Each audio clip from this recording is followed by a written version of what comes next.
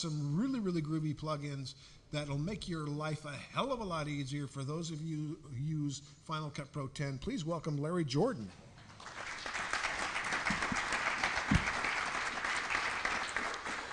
Michael, I'm not going to do a demo. I'm just going to listen to you talk because it's much more fun. We're going to talk about Final Cut, although for those of you who are using Premiere, my first tool that I'm going to talk about works for both Premiere and for Final Cut. And I want to present 3 software tools that enhance the performance of Final Cut. Now, before editing starts, we can use Kino to manage media. Kino works for both Premiere and Final Cut. During editing, we can create effects using Coremelt, and we'll talk about some of the Coremelt tools. And after editing, managing projects with Final Cut Library Manager. If you're only doing small stuff, and if you're only working with 1 or 2 projects at a time, you don't need really any of these tools. But if you start to be part of a team where you want to have some people logging, other people doing review of software, and feeding all that information over to you, or you start to have more libraries than you can keep track of in your head, or you have hard disks that are plugged in and plugged out and you don't know what library is on what drive, or you just want to be able to get control over your generated media, then these tools can help. And Coremelt, if you haven't had a chance to play with some of the Coremelt tools, there's some amazing tracking tools here, but if you're used to point trackers like we're used to inside Motion, Coremelt will drive you nuts. It was driving me nuts as I was preparing for this because I could not get it to work. It was just awful. So I had a wonderful conversation with Roger Bolton, who's the CEO of Coremelt, and we must have spent, half an hour on the phone as I was prepping for tonight, because the way that Coremelt's SliceX, DriveX, and TrackX work is entirely different than a point tracker. So I'm going to show you all of this stuff and sort of expand your awareness of the material that's available to us. Now we're going to start with Kino, developed by a German firm called Lesspain Software. You can visit their website at kino.software, not .com, but kino.software. It's $159. They have a summer sale going on now. It's $119, and it works with both Premiere and with Final Cut. The purpose is essentially media review and media management. You can use it for browsing, searching, review. The transcode options are even more significant than inside Premiere or Final Cut. You have batch renaming, batch transcoding, and you can take media which is stored inside Kino and feed it automatically to Final Cut or feed it automatically to Premiere. The best way to think about this is you have an assistant editor that's logging. They don't have to be in the same project you are. They can be doing logging, and all of that logging, all the ins and the outs, we can even do subclipping. All the subclipping can move from Kino into Final Cut or Premiere. I'm going to demo Final Cut, but the operation is the same, and I'll show you the menu choices. So let's take a look first at, no, we're going to come back to Coremelt. Let's take a look first at whatever this program is called. It's called Kino. Now, here's the problem. I have here an 85 terabyte RAID. It's been compressed, and it is sitting here. And there's too many clips. I don't know what clip I want to work. My life is over. I know I've got the shot here somewhere, but I can't find it. If you've used Media Browser inside Premiere, or you've used the import window, you can look inside a single folder, but if you've got multiple folders on your hard disk, being able to find your media is a life-altering experience, and it isn't good. So one of the features that the guys at Kino developed is called drill down. What I'm going to do is, if you look right here, I've got my Macintosh hard drive. I've partitioned it because I'm weird. Anyways, then I've got this second drive. On the second drive, these are all the different folders.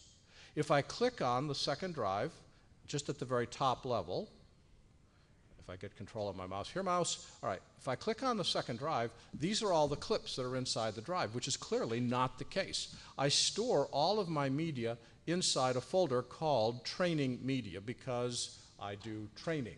It's what I do. So clearly I only have 5 pieces wrong. See this button right here? When you click, it's called drill down. It opens up every folder inside that folder, even if there's multiple folders deep. I'm now looking at 65 folders and 1,400 clips. Because I can grab this slider and I can change the size of our clips, and I can double click any of them. I can open up and say, let's take a look at that particular clip. I think it is appropriate, by the way, to talk model railroads because tonight I'm doing training. So it's a good group. And we can skim through here. Now, let's just take a closer look at this. Let's say that I want to take this clip. I'm going to control click on it. Let's see if I can zoom in to see what I'm doing here. And notice that I can open it. I can open it inside a QuickTime player. I can show it in the Finder if you want to know where the clip is. I can add ratings to it. Think of putting a selects reel together without having to build a select edit. I can tag it. That's another word for keywording. I can add keywords. I can create a report. Now this report is really cool. You can select all the clips. It then takes a thumbnail of each clip, adds all the tags that you've added, adds all the keywords that you've added, adds your favorites, formats it for Excel, feeds it out. You open it up in Excel. You can print out a shot list for your producer that has all of your logging information, all of your clip information, all built in. Then we can pre-analyze, which is, hang on a second, control click, and I can rename clips. The only thing that is destructive in Kino is renaming. So that if I rename clip 020 to guy in red dancing, then that's going to be named permanently in the Finder. Everything else that we do is non-destructive. If I transcode, clearly I'm going to create a new file, but the old file is not touched in any way. It's a totally non-destructive operation. We can delete files, and the one that I really like here is that I can send it. I can send it to Final Cut, or I can send it to Premiere, and it sends it with all the metadata, with the in and the out, with the subclips, with whatever you want to send with it. All that stuff goes, and you can specify where you want it sent. Let me show you how this works. I'm going to just pick an arbitrary clip. Let's just scroll down here. Okay, notice that I have, how many clips do I have to work with? I'm looking at 4,000 clips that are scattered across 65 to 100 folders. And I don't have to worry about whether the folder is open or not. I just simply take a look at it. Now let's just open this clip. Double click it, and now I'm in the player. Spacebar to play, spacebar to stop. JK and L keys work the same way they always have. Over on this side, under metadata, I can change the title of the clip. I can add a description. I can add ratings, reel, scene, shot. All this, which automatically migrates over to Final Cut, can be added here. Tags are added. Come on down here. This is, again, their word is tag, our word is keywords. We can even add markers to a clip, and all these markers will travel from inside Kino to inside Premiere or inside Final Cut. This is I've worked with Keyflow Pro, which I love. I work with Kino, I work with Premiere and the media browser, I work with Final Cut. The power and flexibility that we get by being able to find our media, tag our media, transcode our media, and then move it with all that metadata intact into Final Cut. There's nothing quite like it. Now the good news is there's a free trial available, so you don't have to take my word for it. If you go to kino.software and download the free trial, it's a 30-day free trial, fully functional, work it. If it works for you, if all you do is short, small projects that you shoot and you keep every clip in your head, Kino is overkill. If you're working as part of a team, if you've got more media than they know what to do with, and as you know, shooting ratios are going through the roof, there is no such thing as stopping recording. If what you want to do is to take a subclip of the 75 hours that they did on a GoPro camera attached to somebody's face, all right, that's where this comes in play, is you want to be able to get control of your media before it comes into your editing package at all. Okay? It's called Kino, K-Y-N-O.software, 30-day free trial. I recommend you check it out. It's just really, really powerful. And the drill, now hang on, I got to check a couple more things. Dynamic, this shows you what's on your hard disk right now. This is not a database. It's not an asset manager. If you disconnect the hard disk, it doesn't know any software. It only shows you what's online right now. So that's different from applications like Contemo Portal or Kino or Keyflow Pro or even Final Cut Library Manager, which will keep track of drives after they've been disconnected from your system. This is dynamic, designed to be used with whatever is attached to your computer. And cool. All right, now let's move on. We have now moved our media over into Final Cut. And to do that, we're now going to take a look at some effects that we can create inside Final Cut with a program called, a company called Coremelt. They make a variety of titles. There's Lock and Load, which has been around since all of us started editing. There's SliceX, TrackX, DriveX, a brand new one called Chromatic. I want to focus on Lock and Load, SliceX, TrackX, and DriveX. At the heart of the Slice, Track, and DriveX is a new kind of tracking technology called a Planar Tracker. It was invented by a company called Mocha. Mocha was purchased last year by Boris FX. And Mocha has licensed its Planar Tracker to a variety of companies, but the most popular of which is Coremelt. And there's a big difference between a planar tracker and a point tracker that gives us some significant advantages as we are working with the tools inside Coremelt. It's published by Coremelt at coremelt.com. SliceX is $69. You can buy an everything package, which is everything they make, which is $299, and they've got a variety of other options available on their website. They create tools that do image stabilization and undistorting, motion tracking, color grading. Color grading is brand new from their Chromatic package. It's the one that I'm not going to be able to show because Mike has not given me 3 hours to do the demo, which I am personally very upset about. But let's show you what we can in the time that we've got. Let's go over to Final Cut, and we're going to open up a new library called Coremelt. And we'll just make this go full screen and go to Project, close this, and go to Projects, and let's start with the easiest. If we take a look here, second easiest, there we go. This is an incredible piece of handheld footage that was shot by Michael Shaw of his dog. And you may not have noticed, but it's handheld. Let me just try this in case you might have missed the subtleness of that movement. So the way that it works inside Final Cut is you select the clip, you go to the inspector, you go down to stabilization, and you pick either automatic or you pick one of the other two options, and then you wait about 6 times longer than real time while it analyzes the clip, and then it stabilizes the clip. And if you've got a clip that runs more than, say, 2.5 nanoseconds, you might as well go out and get lunch, probably coffee, buy dinner for the family, and then come back and the analysis is complete.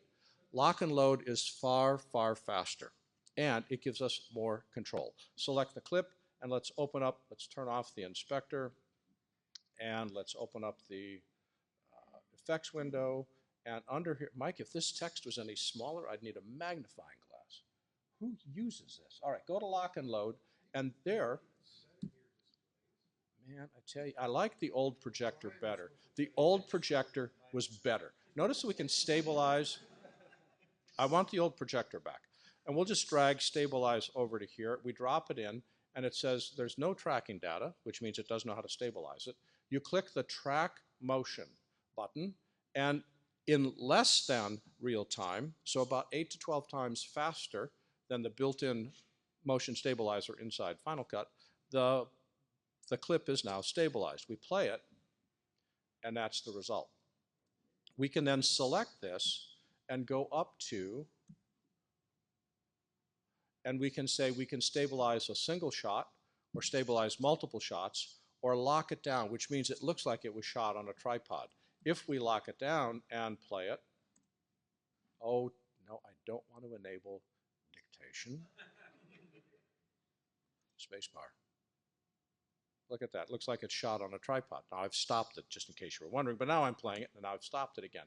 So we can use this for stabilizing shots. We also have the ability to vary how much stability it is. Do we want to have it have a gentle handheld motion or lock it down on a tripod? We can stabilize horizontal versus vertical. We can change how much it's scaling. Smart scaling means that it zooms into the image so you don't see any black around the edges. Not smart scaling, you see the black around the edges as it stabilizes the picture. Here's another example, shot of a fountain. And again, we just simply drag stabilize only on top here. Click Track Motion. Again, faster than real time, and the clip now looks like it's been put on a tripod.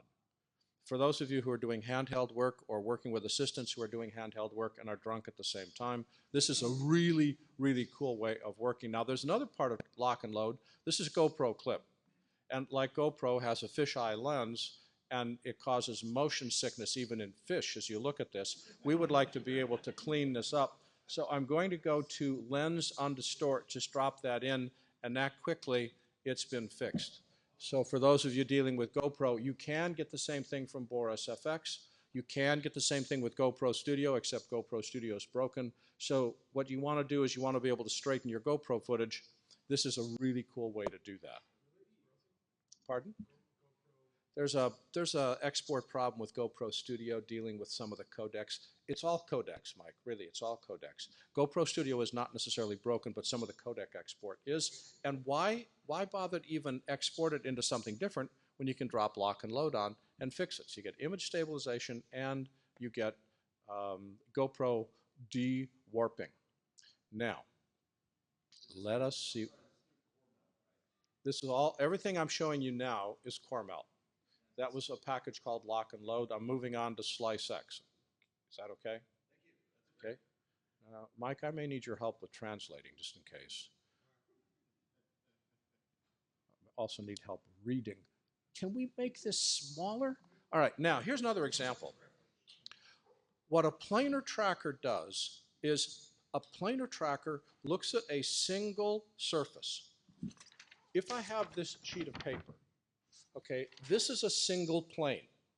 If I bend it, it's no longer a single plane. Now there's this side and there's this side and there's this side. A planar tracker needs to work with only a single plane. And what a planar tracker does is it doesn't see corners, which is what a point tracker looks at. It's looking for edge differences and tracking the edge difference. A planar tracker is looking at textures. So when you're working with Coremelt, the mistake that I was making is I was drawing my tracking region by looking at points, edges, and that drives the planar tracker nuts. It totally breaks. Instead, you don't select the edge at all. You select this text here, so I don't see off the paper. And it looks at that texture on a single plane, and then wherever that texture moves, it tracks. It's an entirely different way of thinking. So here, for instance, I want to add a shape tracker. So let's go to here. And I'm going to apply a clip under Slice X. Let's see, starts with an S, there we go. And there's a color correct shape mask. I'm going to drop that on. I need to tell it, what do I want to track? Well, let me just show you what the clip is doing. It starts here. It's a handheld shot, so it's jiggling around, and it tilts up. I want to make this window, just because it's easy, I want to make it monochrome so that I'm going to change the color. We could boost the saturation, so I've got a flower, think Pleasantville effect. I want to have it be more saturated. But in this case, just to keep it easy, I'm going to desaturate it. We can create an ellipse. We can create a standard polygon using Bezier points. We've got a variety of things. We can create a cloud of points. The one that's most useful is this one, which allows me to click and create a series of dots here. And I'm selecting the texture in this window and clicking on the closing point, and now I've set this area that I want to track. Notice I have specifically not chosen any corners. I've not chosen high contrast, I've chosen texture. Then you click this right pointing thingy here, and it starts to track it. Now, if you need to stop, you click this button. There's nothing that looks like a stop sign here. So it took me, there's 3 days of research right there. But then I click and I pick up, and I can track backwards. So that's my shot. What I've now done is I've established the track, and we can keyframe this. No, not that keyframe, this keyframe. And now it's just, I haven't done anything to it. So let's do something to it. We now go up to the controls, and because this is a color correction shape mask, I can adjust the saturation, the video gain, the midtones, brightness, contrast, red, green, and keep it simple. We're just going to desaturate the window. And now we're going to adjust. Once the track has been set, I can now adjust the area that's affected by the track. Here, mouse, let's just pull this down. And because I don't want to waste a lot of time, I'm going to rough this in. We can make this a whole lot more useful by actually taking time and making it perfect. But in my case, I'm going to have that. Come on. There we are. Okay, spacebar. And we can keyframe this, and I'm going to just drag, I think. And notice that as, oh, you know why it changed? Because I stopped the track. We'll just reset this. I can zoom in, I can zoom out, and we'll zoom back again. And notice that now as this tilts up, the track tracks with it. Now, those of you who have an eye for detail are going to say, Larry, that doesn't match perfectly. Like I said, I'm moving quickly. I can absolutely adjust feathering so you don't see the blend between the plaster and the window. I can, because I did it in rehearsal when I was working on it yesterday, I can absolutely match the shape of the window. I can absolutely track it. What I'm trying to do is to show you some of the capability and not obsessing. If I had another 15 minutes, I'd obsess and make it perfect. Another thing that we can do with this is, oh, this one is one of my, I have a dead cat here. It may not know it's a dead cat, but it's about to be a dead cat. It's a handheld shot, the dead cat in the middle of the, this is terrible. How am I going to explain to the client that his cat died in the middle of the shoot? Well, I gotta hide this. So I'm going to grab another object in part of, what's this program called? SliceX, drag it on, it's called Object Remover. I'm going to drag this down. I'm going to find the object that I want to hide. Now remember, I'm looking for textures. I'm going to click track. It's going to go through and it's going to track the movement of my dead cat. No actual cats were harmed in the making of this video. I do not want to have people yell at me. So now I'm going to go back to the beginning again. Now that beginning, this beginning, and take the offset and just move it off to the side. There we go. And now when I play this back, no dead cat. Now, is that cool or what? Did the dead cat show up? Oh, I know why. I moved it too far. It moved off. So we'll just pull it back a bit. The nice thing is, none of this stuff is destructive. And by the way, I haven't spent any time rendering. This is playing back in real time. And I defy you to say, you know, there was a dead cat there. But, I mean, you don't see what you don't see. So once it's gone, you'll never say, boy, I wonder if there was a dead cat in that shot at one point. Let's take a look at another thing. Oh, you'll like this, Michael. One of the things that Michael loves to do in his spare time is rotoscoping. I don't know of anybody that does a better job of rotoscoping than Michael. So I'm going to, what I'm going to do, shape mask layer. I want to put this flower against a different background. I think the green is just way too natural. We need to take this flower and put it into an alien environment. It needs to look much more, well, we're going to really screw it up, so what we're going to do. So we're going to apply an effect called shape mask layer, which shape mask layer starts with an, oh, there it is right there. Okay, we're going to drop this over. Now, it has already created this cloud, and there's about 1 billion Bezier control points on here, and I can adjust the shape of the Bezier control point, but I'm going to do this by hand instead, and we're just going to very badly sketch out the flower, okay? I can, by click, hold, and dragging, I can add Bezier controls, I can add Bezier control points, I can add curves, I can adjust the curves, and nobody really cares because I just want to get this thing done. So let's just, we're going to click, Larry, click right there. And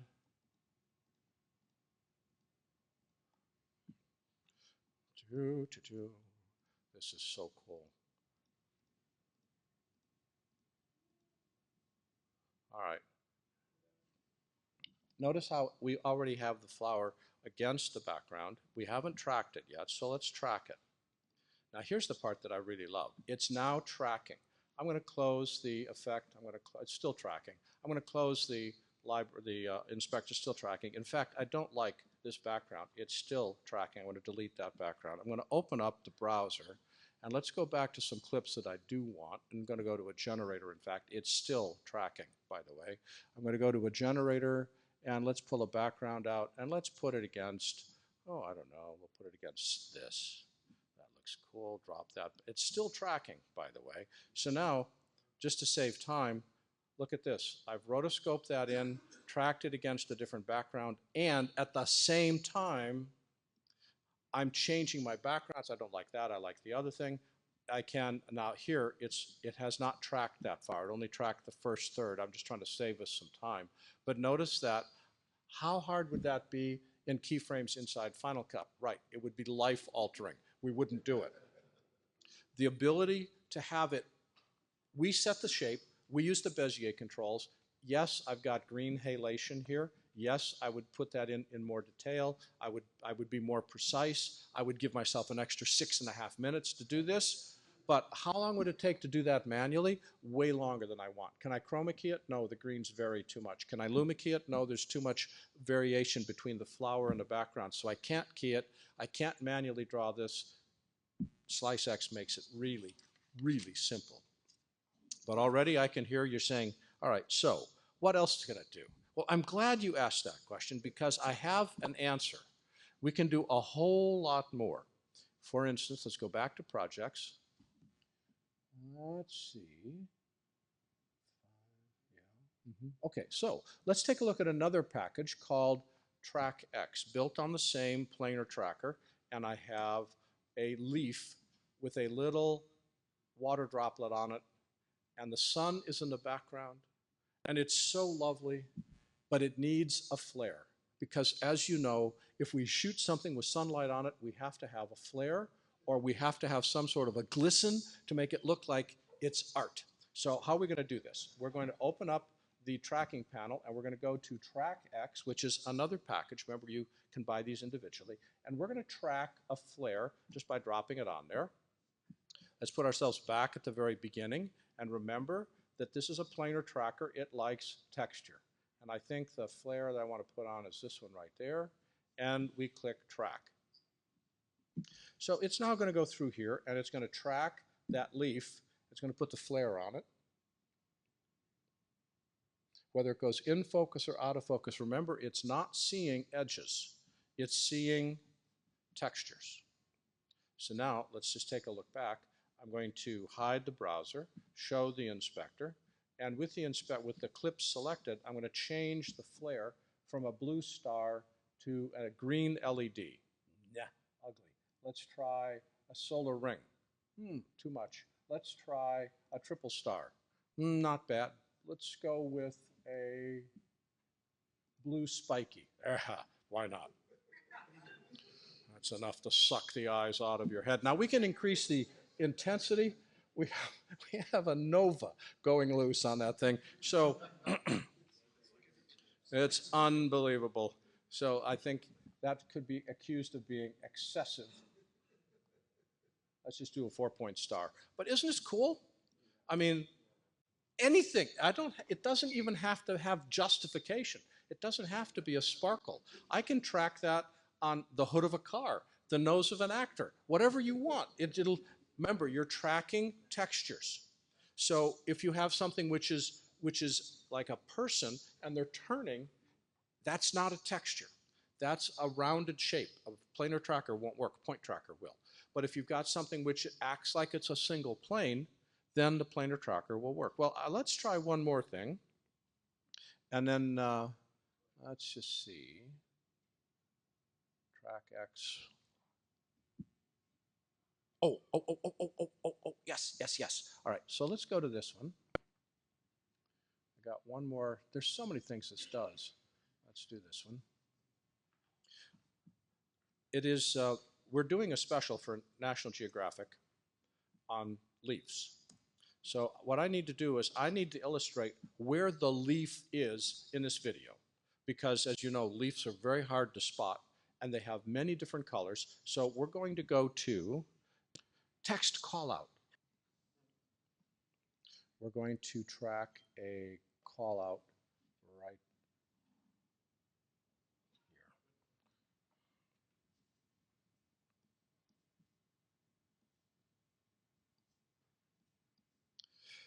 Okay, now with the callout selected, I want to track, I'm going to just use my polygon tool, I'm going to select the texture. I'm not selecting any edges, I'm just selecting the texture. And I track it.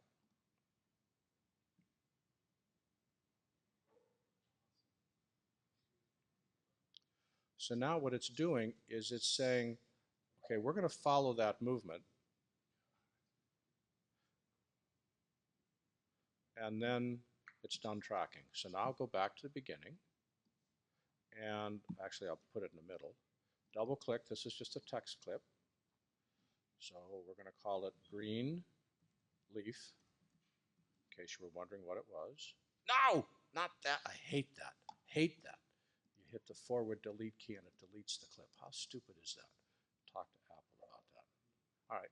Then with the text clip selected, we go back up to here and we can adjust the width of the box, the height of the box, the thickness of the box, the color of the box. Let's go back again. So we'll drag the box width, just drag it left so it fits our text. We'll change the color and we'll make it a nice golden color.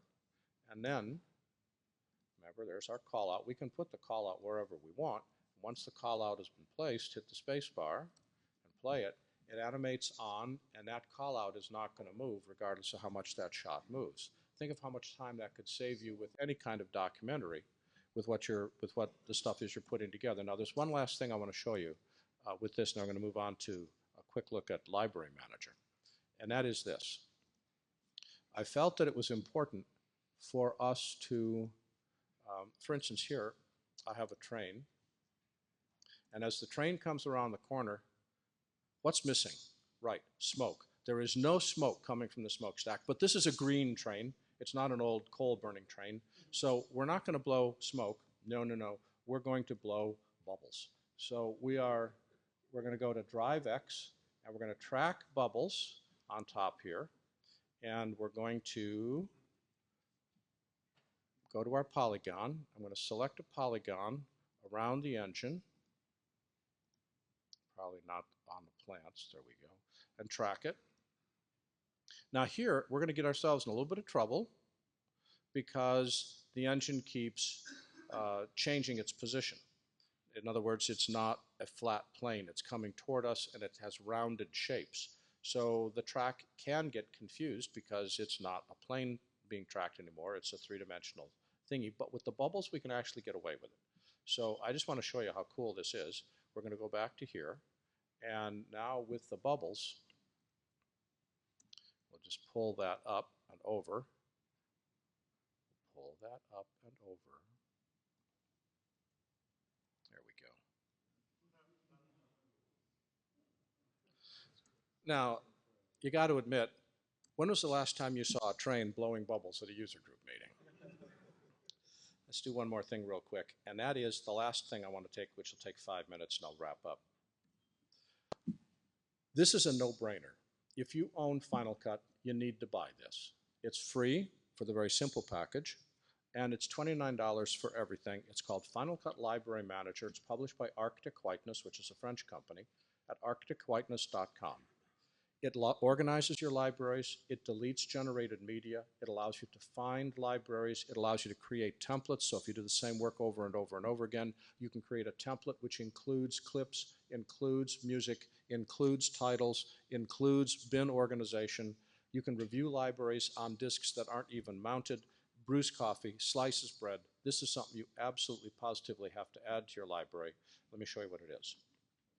So let's go back to dock and open up Library Manager. Now Library Manager, what it does is it says, if we look at it from the left, these are all the hard disks. This is one drive, Final Cut Editing.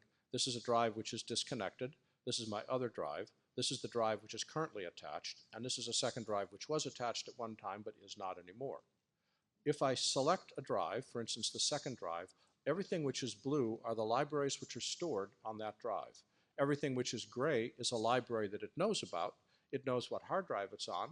It allows you to keep track of it, but you can't delete it because the drive is not mounted. If we look over here, we can sort based upon the name of the library, the date that it was last modified, its total size. What's the largest library that you've got? Is it taking too much space? How much of that, for instance here, the white indicates how much is original media, the green is how much are rendered files. So wouldn't it be nice to know that if I deleted the render files, I would clear up multiple hundreds of megabytes or dozens of gigabytes within my package? You can sort based upon which file has the largest amount of render files. You can sort based upon when it was last changed. You can search for your media based on a variety of criteria. You can search inside a library for project names. You can search inside a library for event names. So without even opening Final Cut, you can find out what files are taking the most amount of space. Where is this project? I know I created it, but I can't remember the library in which it is stored. Where is a particular event located? Can I delete generated media? Can I delete proxy files? Can I delete optimized files? And if the native file is no longer there, it prevents you from deleting the optimized file because it knows that if you delete the optimized file, you've lost the project. This is a program which, at the very least, you need the free version. But for $29, that's like blowing a cup of coffee at Starbucks. This is just going to make keeping track of all the different libraries you've got a whole lot easier. And when you think about it, that's what all these tools do.